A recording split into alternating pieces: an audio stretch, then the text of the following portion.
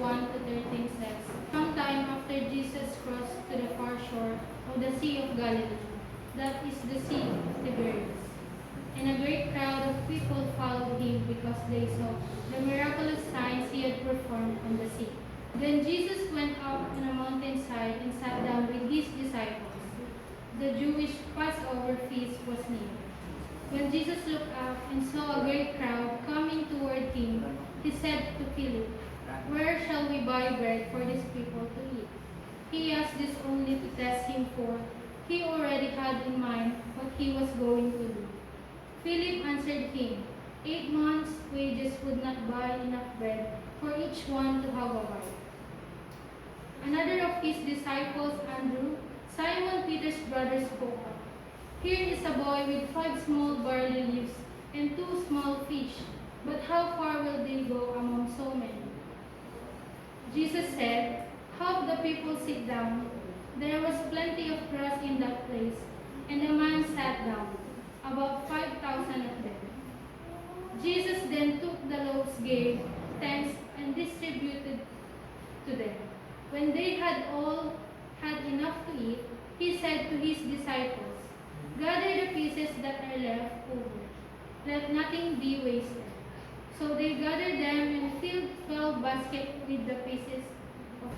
And now let's open our hearts, mind, and soul to listen to the sermon of Mr. Vicente Paris entitled The Small Things, Great Faith. Magandang umaga po sa inyong lahat. Morning. Morning. Ang titulo ng ating sermon ay Maliit na Bagay, Dakilang Pananampalataya. Sa English, Small Things, Great Faith. Ang tanong ko sa inyong lahat, itong umaga, sapat ba ang hawak mo? Sapat ba ang hawak mo? Madalas, kapag tinitingnan natin ang ating pitaka, ang pinagkukunan ng bigas, o ang ating kakayahan, ang laging sagot natin ay, kulang po, Panginoon. Nakatitig tayo sa laki ng problema, sa dami ng bayarin, sa bigat ng responsibilidad sa pamilya, sa patuloy na pagtaas ng bilihin, at kung papaano tayo magkaroon ng trabaho. Sa pakiramdam natin, ay parang imposible ng solusyonan at wala tayong laban. Sa mga tao maliit, pero sa kamay ni Jesus, dakila. Ngayong umaga, mga kapatid, hinahamon ko po kayo, huwag ninyong malitin ang 5 tinapay at 2 isda na dala ng bata para sa kanyang tanghalian. Ang maliit na bagay na ipinagkatiwala sa dakilang Diyos ay kanyang magpapakain ng libo-libong tao. Handa mo ba? Handa mo bang ibigay ang maliit mong hawak para gawin itong dakila ni Jesus? Tingnan natin kung paano binabago ng Diyos ang kulang patungo sa sobra-sobra. May 3 puntos ng hamon at ito ay ang mga sumusunod. Ang unang punto, the test of scarcity, ang pagsubok ng katiting. Sa libro ng Juan, chapter 5, verses 5 to 7. Sa talata 5, tinanong ni Jesus si Felipe, saan tayo bibili ng tinapay? Sinasabi sa Biblia na sinusubok lang niya si Felipe dahil alam ni Jesus ang kanyang gagawin. Agad kinumpyut ni Felipe ang gastos at sinabi niya kay Jesus na kahit 200 denaryo na katumbas ng 8 buwang sahod ay hindi sapat. Pero sa Diyos ay sapat na upang pakainin ang libu-libong tao. Gaano karami sa atin ang may mga maliliit na bagay na hindi natin pinapansin. Mga talento, mga kakayahan, at mga biyaya na hindi natin ginagamit para sa Panginoon. Kapag dumadaan tayo sa kakulangan, ang unang likas na ugali ay mag-compute. Titingnan natin ang resources o mapagkukunan imbes na ang source o pinagmulan. Tandaan natin, ang kakulangan ay hindi para pahirapan tayo, kundi para ituro sa atin na ang solusyon ay wala sa ating bulsa, kundi nasa kapangyarihan ng Diyos. Minsan din hinahayaan ng Diyos na makita natin kulang ang resources natin para masubok ang ating pananampalataya. Ang pangalawang punto, the small offering, ang alay ng bata. Juan chapter 6, verses 8 and 9. Nakita ni Andres ang isang bata na may dalang 5 tinapay at 2 isda. Sinabi ni Andres kay Jesus tungkol sa bata na may dalang tanghalian. Positibo ang isip ni Andres. Kaya nakatuon ang isip niya kung paano makakain ang nagugutom na mga tao. Dinala ni Andres ang baon ng bata kay Jesus at ito'y kanyang binasbasan. Minsan, nahihiya tayong ibigay ang kunti natin dahil pakiramdam natin ay walang saysay. Walang saysay ito. Pero pansinin ninyo, hindi naghanap si Jesus ng isang bakery o panaderia, kundi tumanggap siya ng merienda mula sa isang bata. Ang dakilang pananampalataya ay hindi nangangahulugan may malaki kang ibinibigay. Ang tunay na pananampalataya ay ang paglalagay ng iyong maliit na bagay sa kamay ng dakilang Panginoon. Huwag maliitin ang iyong barya, ang iyong oras, o ang iyong simpleng serbisyo.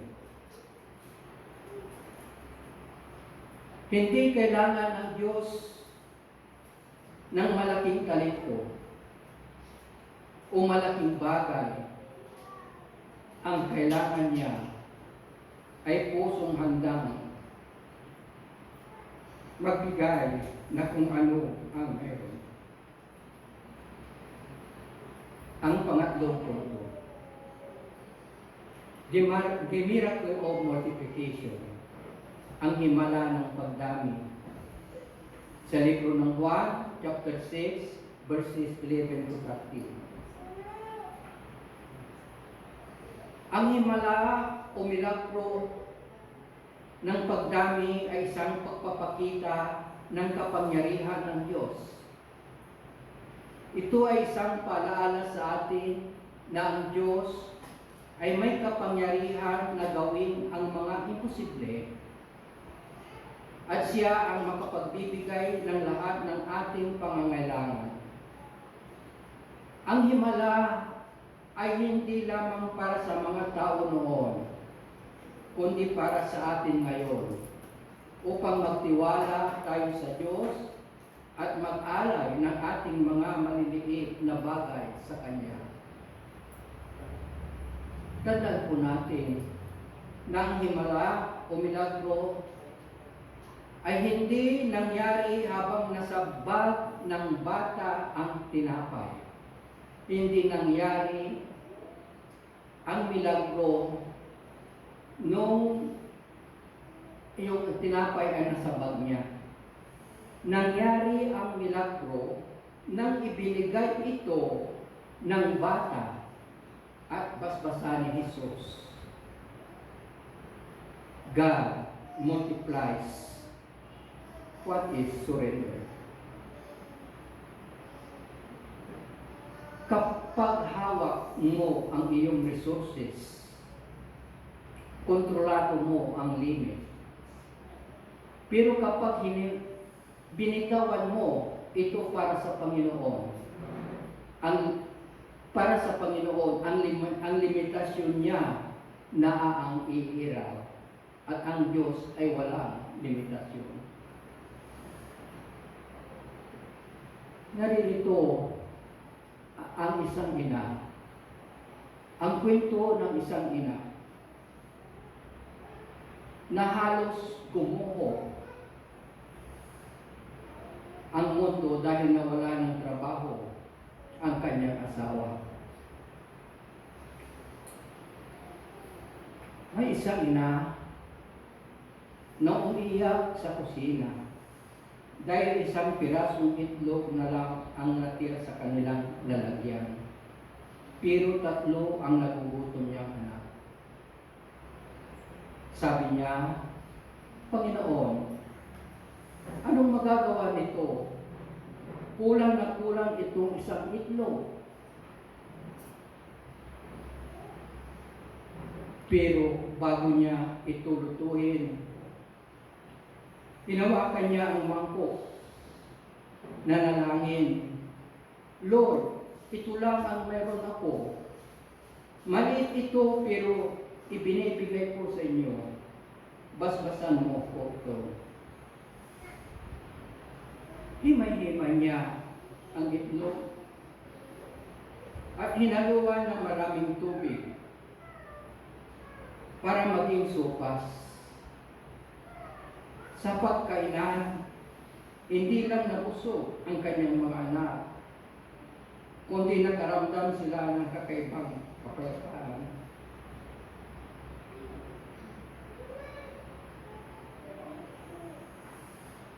Kinabukasan, isang hindi inasahang tulong ang dumating sa kanilang pinto.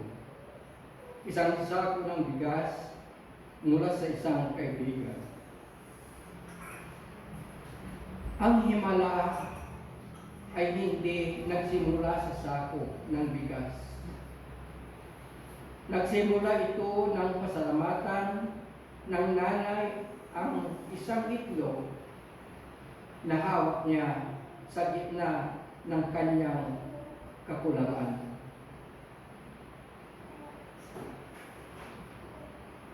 Mga kapatid, baka ganito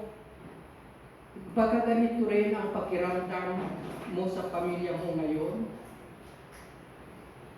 Kulang ang budget, kulang ang pasensya, kulang ang pagmamahal.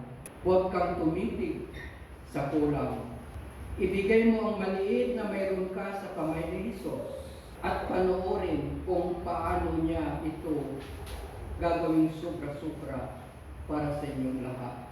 Ang Diyos ay hindi naghahanap ng perpektong pamilya. Naghahanap siya ng pamilyang handang magtiwala sa Kanya sa kabila ng kakulangan.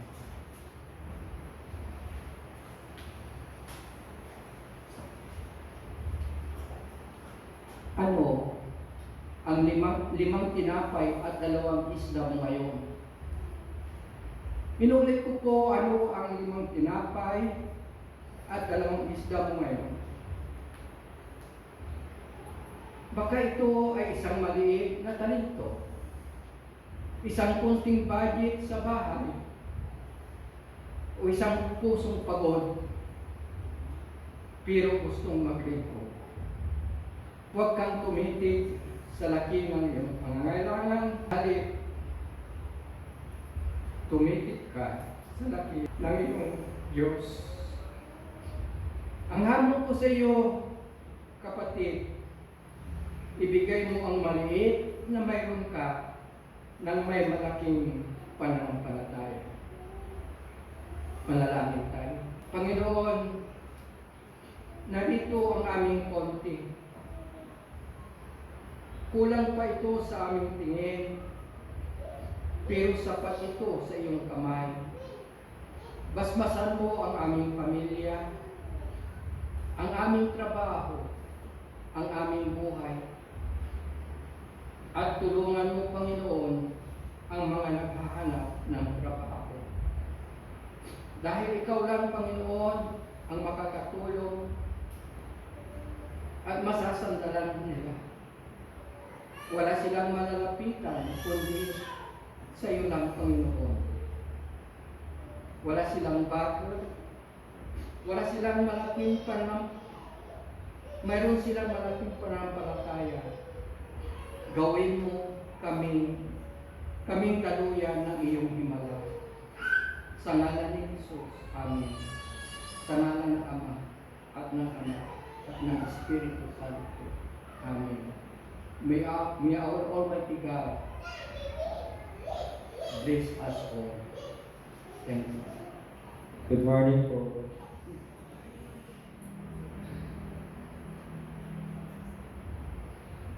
This is my testimony all about my relationship with God. Ayun kung ano na ang nangyari sa akin this past few months. Back in 2025, I was extremely active when it came to sharing the Word of God on social media. I spent time posting daily reflections and even starting a small group with friends to invite them to get to know Him more deeply. Those days felt incredible. Every time I shared something, I could truly feel God's presence guiding me. And I received message from people saying my posts helped them get through difficult times. Back then, I truly believed that 2026 will be the year na mas malalim pa ang buwan ko with Him. I was full of excitement, thinking everything will just keep getting better as I serve Him more. But honestly, everything turned out completely different. Just this January, parang biglang nagbago ang lahat all at once. I felt so distant from Him, parang ang isang mahaba na pader na humaharang sa amin. Yung my daily devotions na hindi ko pinapalampas, naging madalang na lang. Last week, I tried opening my Bible to read some passages. At na dati ay nagbibigay sa akin ng sobrang peace at ginawa. Pero nahirapan akong intindihin ang mga binabasa ko. Tapos bigla na lang ako nakararamdam ng pagod o nawawala sa focus. It even left me feeling sad and confused. Parang tinutulog ako palayo. I don't know why this is happening, but deep in my heart, I feel it might be the work of Satan. Trying to break our connection. Even when I go to church, I feel empty inside instead of joyful.